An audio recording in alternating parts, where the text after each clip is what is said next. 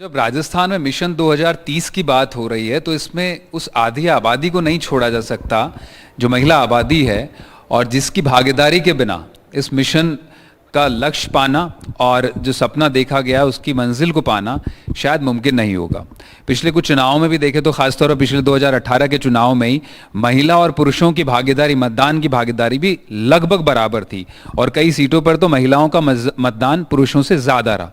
तो बताता है कि राजस्थान में किस तरह से आधी आबादी अब जो है ना सिर्फ अपने अधिकारों के लिए बल्कि कर्तव्यों के लिए भी जागरूक है। और ऐसी कई महिलाएं राजस्थान में हैं जो अपने अपने क्षेत्रों में बहुत अलहदा और बहुत नायाब काम कर चुकी हैं। आप कई शासन से लेकर प्रशासन से लेकर के आप देख चुके हैं, राजनीति में देख चुके हैं और अब तो खास तौर पर जब महिला आरक्षण की बात हो रही है, महिलाओं को 33% आरक्षण की बात हो रही है प्रतिनिधित्व को लेकर के विधानसभाओं में और संसद में, तो ये बात और ज़्यादा लाजमी होती है कि उनकी भागीदारी मिशन 2030 में भी सुनिश्चित हो। इसे लेकर 3 खास महिला मेहमान मेरे साथ इस सेशन में रहेंगी। मेरे साथ नूरती बाई मौजूद हैं जो पूर्व सरपंच हैं, हरमाड़ा गांव पास में ही है अजमेर में। वहाँ की इनकी कहानी बड़ी प्रेरणादायी है, उस पर हम बात करेंगे। मेरे साथ इंदिरा पंचोली जी होंगी जो संस्थापक है जन अधिकार समिति अजमेर की, और मेरे साथ सुशीला देवी भी हैं जो RTI एक्टिविस्ट हैं। तो कार्यक्रम की शुरुआत मैं आप ही से करूंगा। नूरती जी, आपकी कहानी बड़ी दिलचस्प है। किस तरह पत्थर काटने से लेकर शिक्षा लेने, कंप्यूटर की शिक्षा सीखने से लेकर और फिर गांव का नेतृत्व करने, बड़ी प्रेरणादायी कहानी है। किस तरह का सफर आपका रहा, मैं चाहूंगा आप दर्शकों को बताएं कितनी मुश्किलें आई और क्या ठाना आपने इस मंजिल तक पहुंचने के लिए। सबसे पहले तो मैंने आय पढ़ना ली के मैं अनपढ़ हो पाऊँ, मैं बहुत धक्का खाया। और हमारा गांव का मैं ने 5 गांव का मजदूरी एक जगह काम करने के बाद में महिला ने 3 रुपये चुकाते थे, पुरुषों ने 7 रुपये चुकाते थे 81 का महीने। और कई लोग भूखा सोते। महिला के घर का महीने 5 बच्चे हैं, 5 बच्चों को गुजारो नहीं चलता। और बी टाइम का महीने सब लोग यहाँ हताश होती, पुरुष काम नहीं करता तो भी ना 7 रुपये मिल जाता और महिला तो 3 रुपये 4 रुपये ओ पेमेंट होता हर पखवाड़ा में। 6 महीना तक काम करने के बाद में भी बचे कि एक परिणाम मिले कि हम पढ़ी लिखी होती हमारा हक कर लिए, चाहे कुछ भी हुए एक ही लड़ाई लड़नी है। और एक लड़ाई लड़ी 1.5 दिल्ली तक। और 82 का महीना 81-82 में हम केस जीतने के बाद में मैं पढ़बो सीखी। और मजदूरों के लिए, मजदूरी के लिए, महिला के लिए सबसे ज़्यादा कठिनाई है। घर का महीना पुरुष तो दारू पीर भी आई तो रोटी मांगी, लिया रोटी दे, बच्चा भूखा रही, लुगाई भूखी रही, बन पुरुष ने रोटी घालना पड़ी। तो लुगाई के परंतु 4 गुना दबाव है, बच्चों को भी है, आदमी को भी है, समाज को भी है, सबके नीचे दबाव रखते हैं महिला को। बन महिला है ना, महिला भी एक एकट करी भी टेम में 108 लुगाइयाँ 1.5 दिल्ली जाबा खातर तैयार हुई और ये चीज़ ने लागू करवाई। आदमी औरत ने भी कानून हो, भारत का महीना आदमी औरत ने बराबर पैसा मिलवा को कानून में बन गया।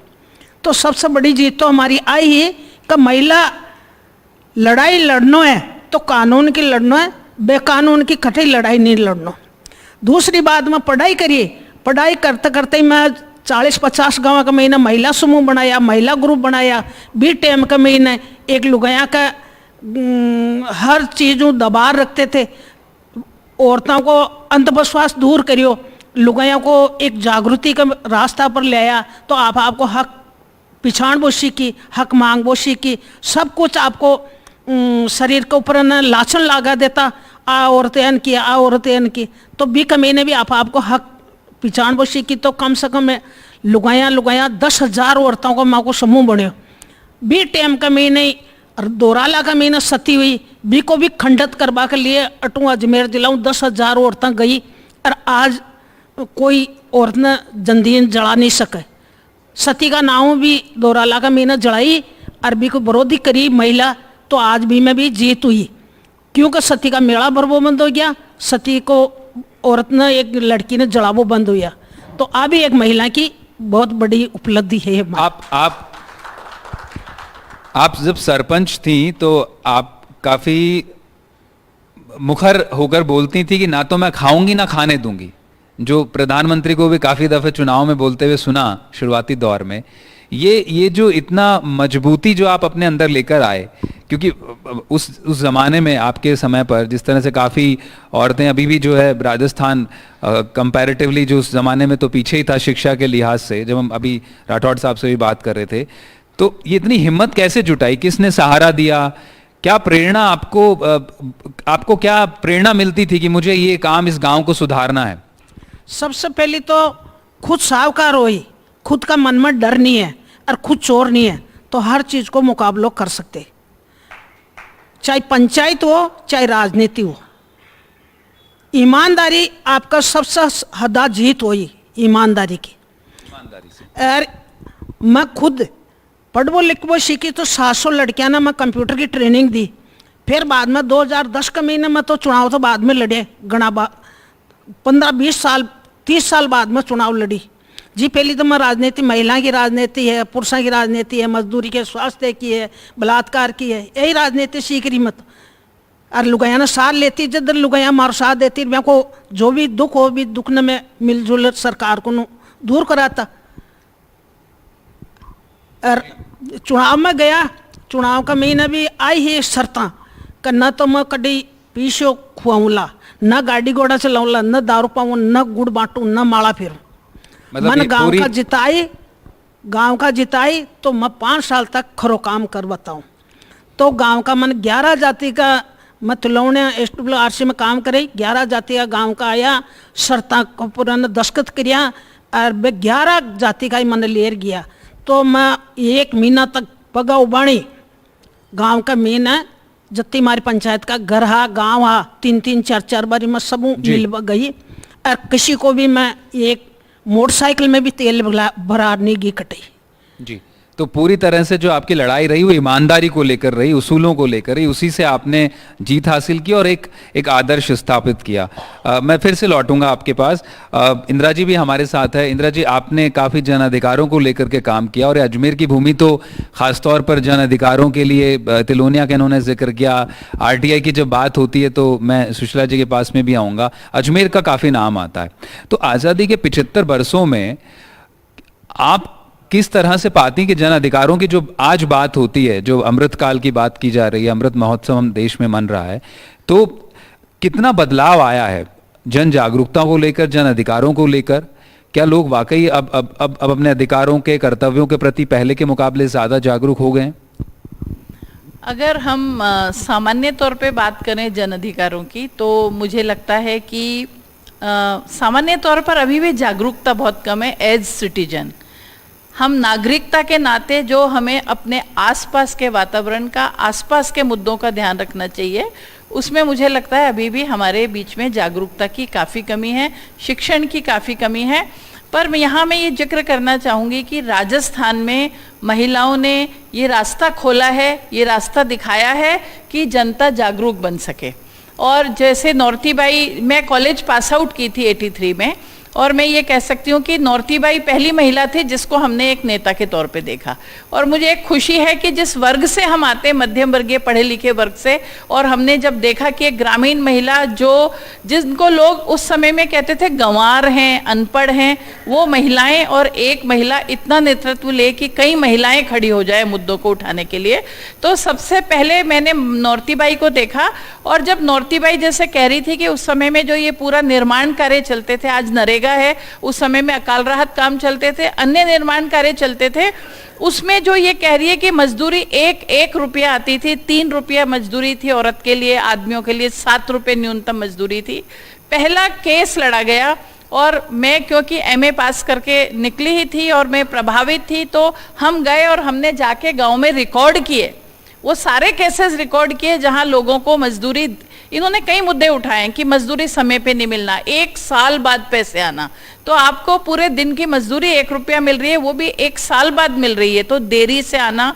और एक और उसमें घपला था कि आपको नाप में देंगे या टाइम में देंगे, वो ये 3-4 मुद्दे उठा करके एक केस तैयार किया गया, जिसकी पहली हस्ताक्षरकर्ता नौरती बाई थी, और ये केस सुप्रीम कोर्ट तक गया। और उसके बाद जो पहला न्यूनतम मजदूरी का कानून आया, वो राजस्थान की महिलाओं की लड़ाई से आया। और मैं आपको ये भी बताना चाहूँगी कि राजस्थान की महिलाओं ने जो रास्ते इन लोगों ने खोले थे, नौरती बाई और बीला बाई और मांगी बाई और ऐसी कई महिलाएं थी, वो रास्ता इतना खुला कि हम पढ़ी लिखी लड़कियां और अनेक तरह की औरतें भी उसमें शामिल हुई।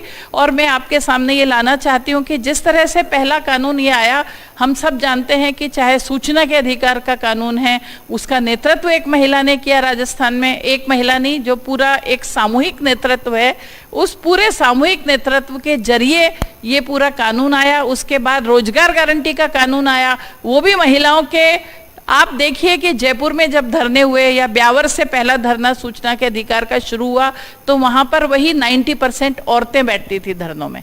आदमी भी आए, सपोर्ट भी किया, आदमियों ने भी नेतृत्व लिया, पर महिलाएं बड़ी संख्या में आके धरनों में बैठी, प्रदर्शन में बैठी। और जो एक पूरा हमारा नागरिक होने का अधिकार है कि हम सरकार से मांग उठा सकते हैं और सरकार हमारी सुनवाई करे, तो ये जो पूरा ये दौर शुरू किया कि सरकार के सामने मुद्दों को लाना और सरकार का उस पर रिएक्शन करना, कानून बनाना। मैं ये मानती हूँ कि राजस्थान में सबसे अधिक जनहित के कानून इस वक्त बन रहे हैं। ये अभी का ही दौर नहीं है, पहले भी बहुत सारे कानून बने हैं, तो ये राजस्थान का एक सौभाग्य है। और हम ये भी कहेंगे कि जो पूरा महिलाओं पर हिंसा का मामला था, हम सब जानते हैं कि महिला विकास कार्यक्रम जब आया, उस महिला विकास कार्यक्रम का मैं भी हिस्सा थी 1984-85 का।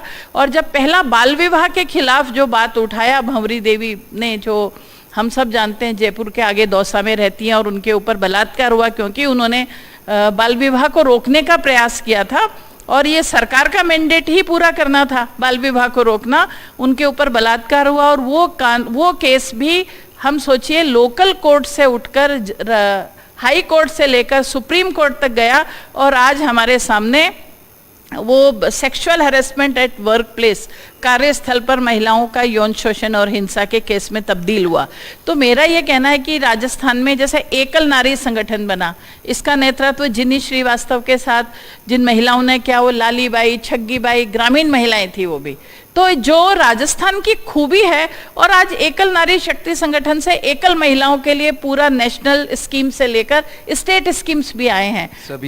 तो मेरा ये कहना है कि जो ये जमीनी लड़ाइयाँ थी, जो नीचे एक नागरिक अधिकार का उपयोग करते हुए जो सरकार के सामने अपने मुद्दों को सामने लाने की प्रक्रिया थी, वो जमीनी लड़ाई हाई कोर्ट, सुप्रीम कोर्ट होते हुए जो हम ये देख सकते हैं कि जो पूरा कानून बनाने की मशीनरी है, जो और जब कानून और पॉलिसीज बनते हैं जहाँ से वहाँ तक गई, और नीति आयोग तक गई, हाई कोर्ट, सुप्रीम कोर्ट तक गई, और फिर कानून और हमें नई नई पॉलिसी मिले जो जनहित के पॉलिसी हैं। जाहिर तौर पर अजमेर और की भूमि और खासतौर पर राजस्थान तो वैसे भी वीर वीरांगनाओं की भूमि रही है।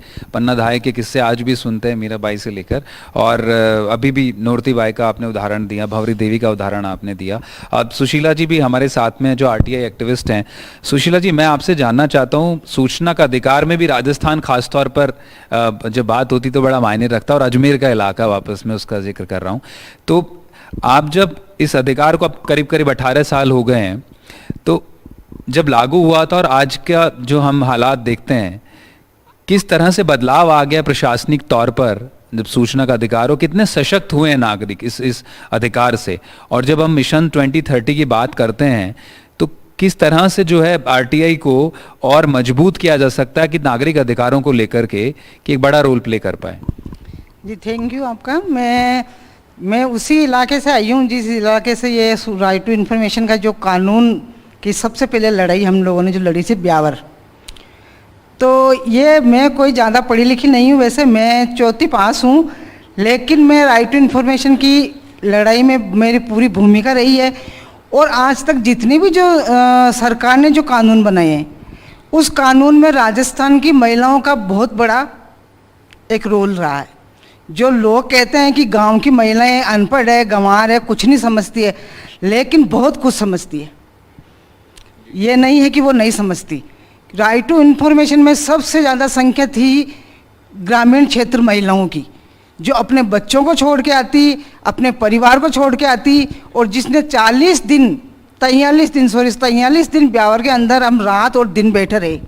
और उस दौरान हमारे पे मतलब बहुत बड़ा एक वो दबाव भी था, और एक बहुत बड़ी दिक्कत भी थी कि हम लड़ तो रहे हैं, लेकिन इसका आगे होगा क्या, कानून बनेगा या नहीं बनेगा।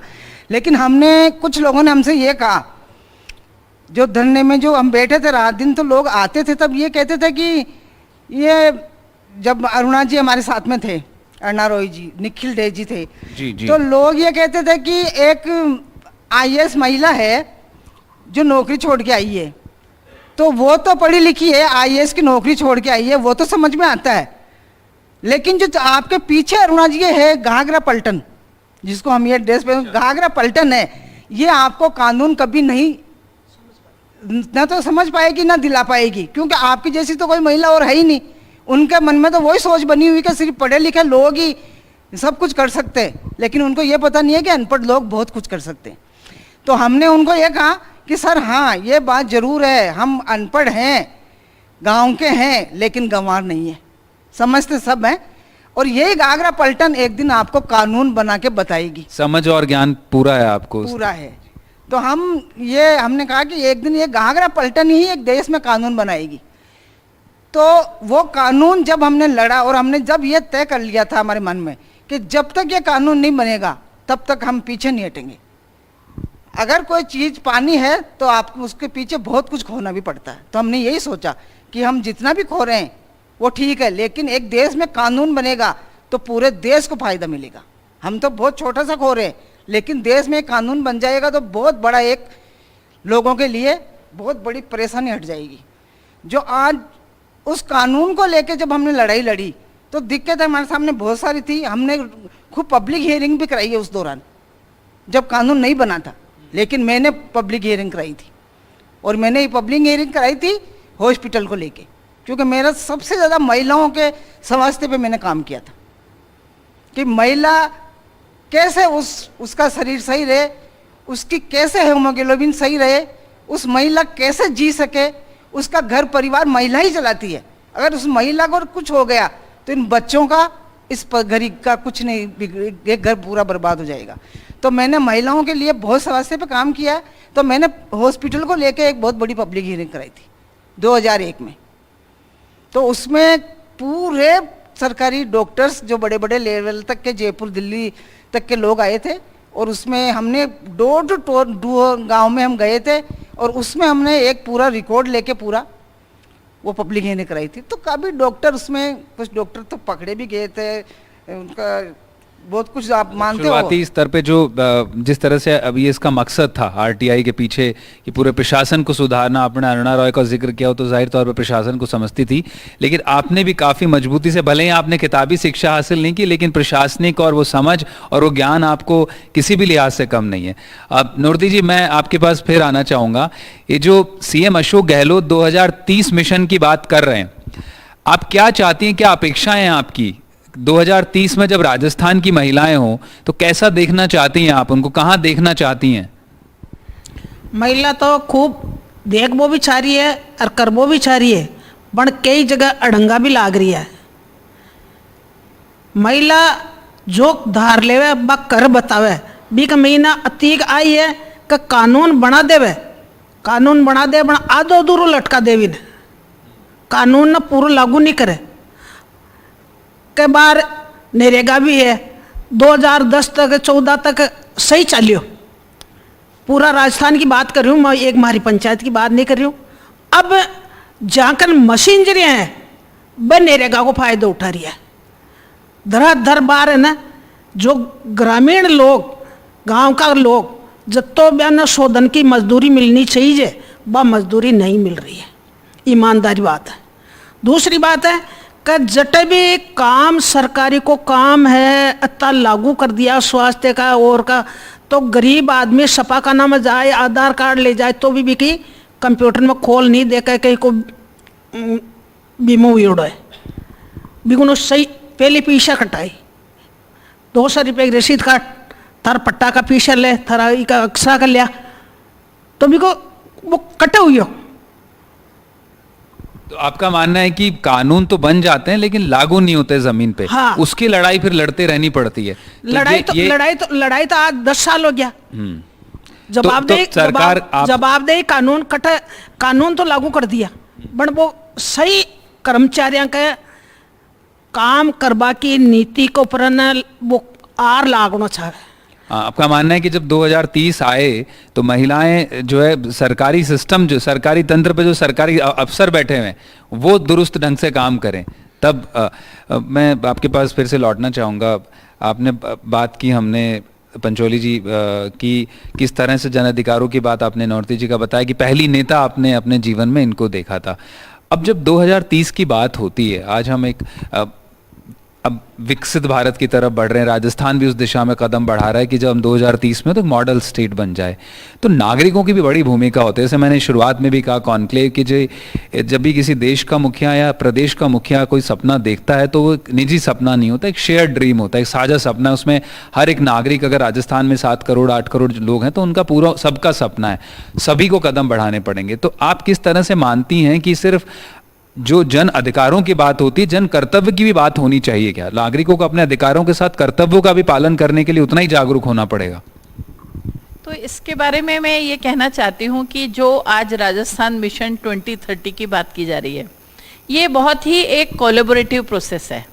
अगर आप सभी को, कई लोगों को पता होगा कि ये एक काफ़ी महीनों से एक प्रक्रिया सरकार ने चलाई थी और उन्होंने संभाग स्तर पर भी किए, जिला स्तर पर भी किया और राज्य स्तर पर भी किया। हम में से कई लोग, कई सारे ग्रामीण इलाकों के लोग हम इन बैठकों में गए और जो अलग अलग सेक्टर है, अलग अलग विषय और विभाग हैं सरकार के, हर विभाग के ऊपर हमारी तरफ से कोई ना कोई प्रतिनिधि, आम जनता के प्रतिनिधियों के तौर पर, मैं इलेक्टेड प्रतिनिधियों की बात नहीं कर रही हूँ, पर हम में से कई लोग, सामने नौरत जी बैठे हैं, भवरीबाई बैठी हैं, कई यहाँ साथी बैठे हैं जो अलग अलग बैठकों में गए और हमने काफ़ी सारे सुझाव लिख के भी सरकार को दिए और ये कोलैबोरेटिव प्रोसेस से मिशन 2030 निकला है।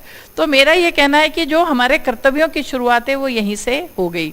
जो नौरती भाई बात कह रही है वो बात बहुत दुरुस्त ये है कि बहुत सारे नीति और कानून और ये सब बने हैं, उसको लागू करना भी एक प्रॉब्लम है और सरकार के सामने एक जवाबदेही कानून की मांग हमेशा से रही है। हम बहुत अप्रिशिएट करते हैं कि राजस्थान सरकार ने राशन, पेंशन, नरेगा, पहले हम 3 विषय लेके चल रहे थे, उसके बाद जब ये मिशन 2030 की बात होने लगी तो हमने महिलाओं के विकास के लिए क्या होना चाहिए, युवाओं के विकास के लिए क्या होना चाहिए, जो महिला बाल विकास विभाग में क्या होगा और सोशल जस्टिस डिपार्टमेंट को क्या करना चाहिए, उनके सेक्रेटरीज के साथ और उनके मंत्रियों के साथ बैठकर एक कंसल्टेशन की प्रोसेस हुई है। उसमें हमने सारे सुझाव अपने नोट करवाए हैं और जो अभी फाइनल डॉक्यूमेंट बन के आ रहा है उसमें काफ़ी सुझावों को इनकॉर्पोरेट कर लिया, मान लिया है, सरकार ने ले लिया है।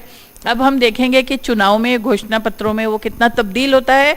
और सरकार के पास खुद का एक पेंडिंग बिल है जो है क्वालिटी सर्विस एश्योरेंस करने का, तो वो बिल पास करना चाहिए क्योंकि जवाबदेही कानून उसी से जुड़ा हुआ है कि अगर कोई भी सरकारी कर्मचारी हमें सर्विस देने में कोताही करता है और समयबद्ध तरीके से हमें वो सेवाएं प्रदान नहीं करता तो उसके ऊपर कानूनी कार्यवाही हो सकती है और उनका पूरा जो उनके सर्विस रिकॉर्ड में वो आना चाहिए।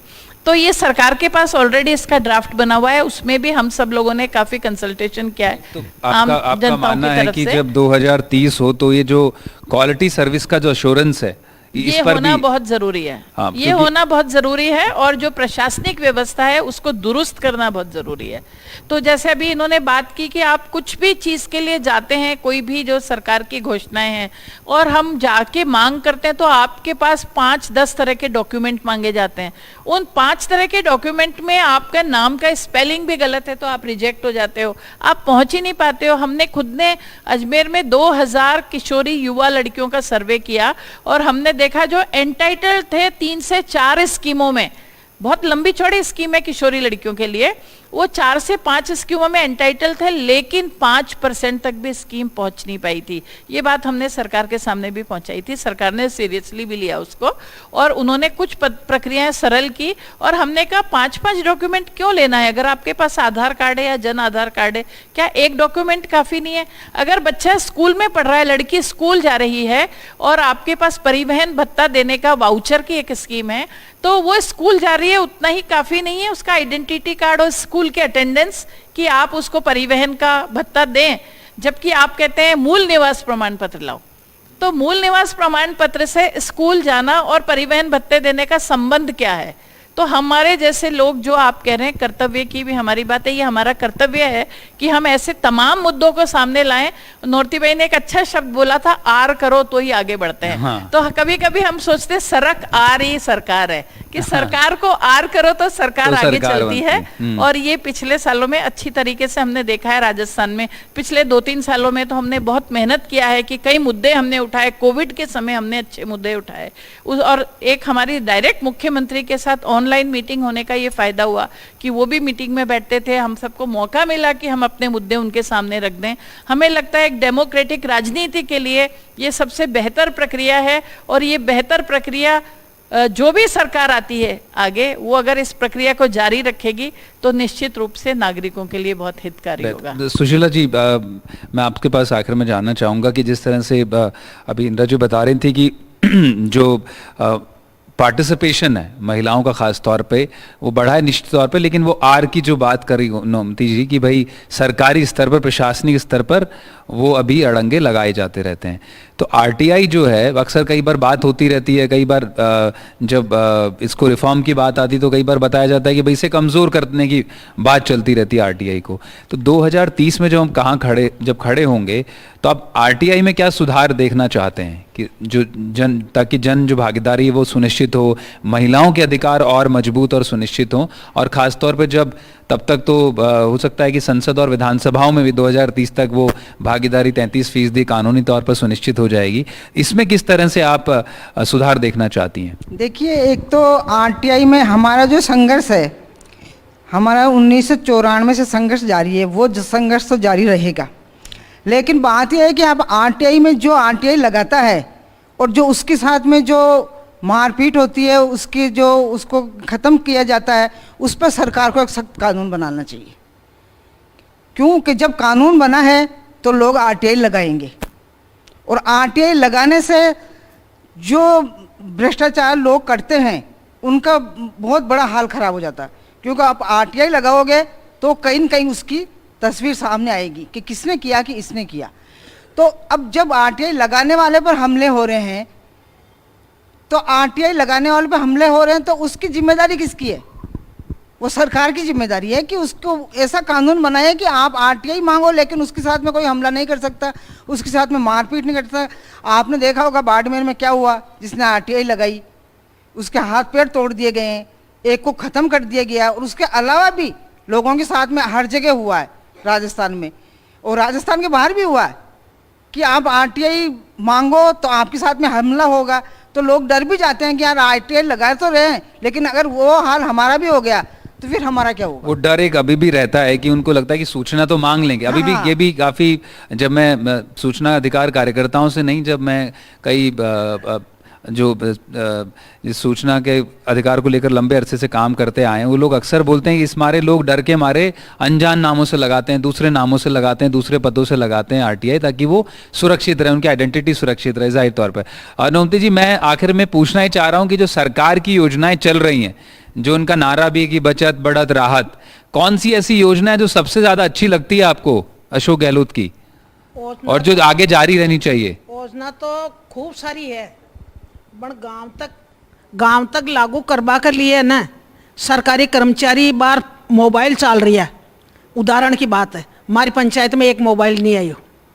ज़मीन का पीछे मिल रही है जो खेती का 6,000 रुपया, 2,000 रुपया किस्ता का, वह पीछे नहीं आ रही है। कोई का आ रही है, कोई का मनमानी क्यों बंद कर दे? बार गई साल में मारिया और इस साल में बंद कर दिया।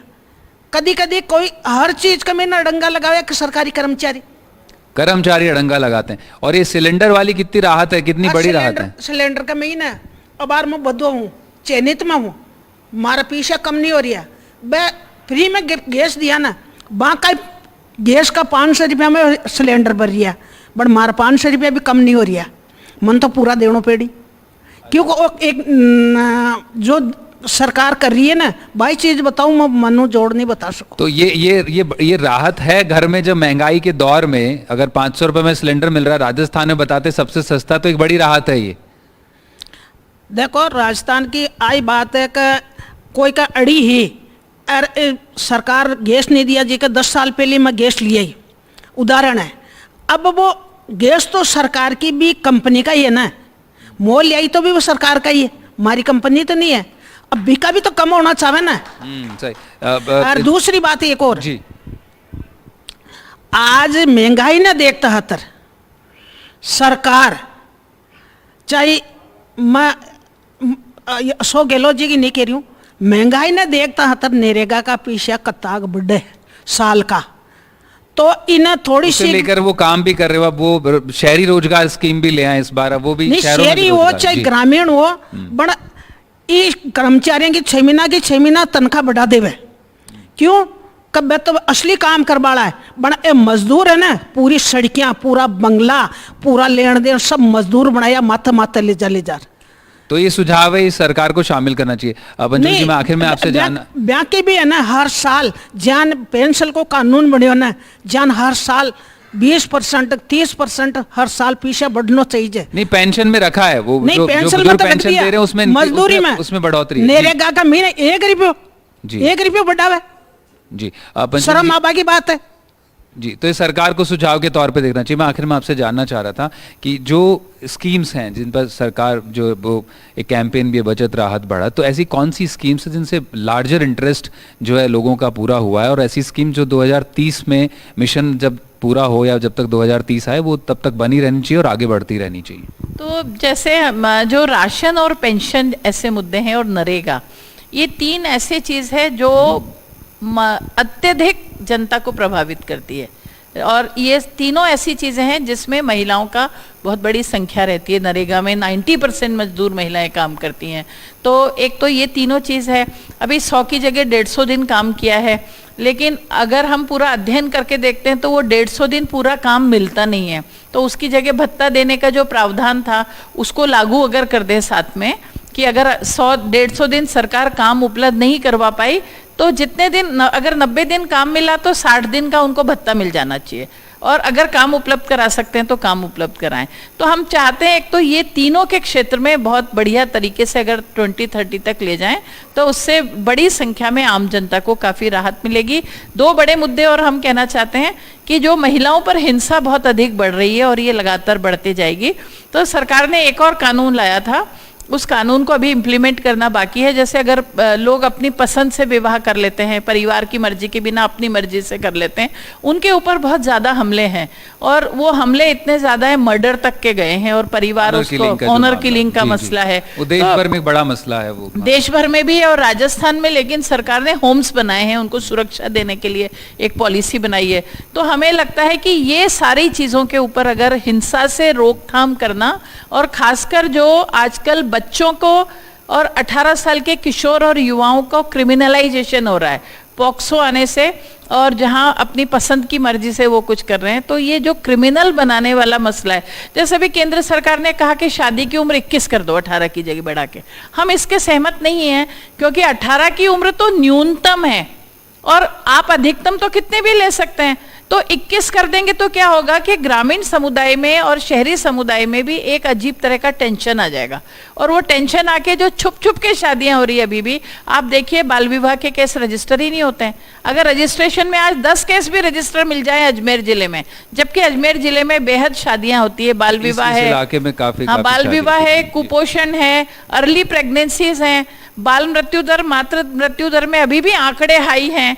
तो हमें लग रहा है कि इसमें स्कीमें काफ़ी आई है, जैसे आंगनवाड़ी की, और ये भी कुछ सेंट्रल स्पॉन्सर्ड स्कीम्स हैं। राजस्थान सरकार ने सेंट्रल स्पॉन्सर्ड स्कीम्स में भी स्टेट स्पॉन्सर्ड स्कीम्स को देकर उसकी पूर्ति करने की कोशिश की है, जो एक अच्छा प्रयास है। तो यानी आपका हमें लग रहा है जो इन्होंने एडिशनल जोड़ा है, उस एडिशनल को 2030 तक ले जाते हैं तो हम कुपोषण कम कर पाएंगे, रक्त अल्पता कम कर पाएंगे, मातृ मृत्यु बाल मृत्यु दर को रोक पाएंगे, सबको रोजगार मिलेगा तो वैसे भी स्वास्थ्य की स्थिति ठीक होगी, बच्चे स्कूल जा पाएंगे, आर्थिक स्थिति ठीक होने से कई चीजें तो उस पर यानी आपका मानना है कि सामाजिक आर्थिक स्थिति के रूप पर काम हुआ है, लेकिन सुरक्षा के स्तर पर भी आपका सुझाव है कि उस तरह की नीतियां और कानून बनने चाहिए। आप तीनों हमारे साथ जुड़े, बहुत बहुत शुक्रिया आपका। हमने खुलकर बातें की महिलाओं से जुड़े इश्यूज के बारे में और सशक्तिकरण को लेकर। हम उम्मीद करते हैं जो सुझाव आपने दिए वो मुख्यमंत्री अपने मिशन 2030 में शामिल करेंगे। बहुत बहुत शुक्रिया आप सभी का।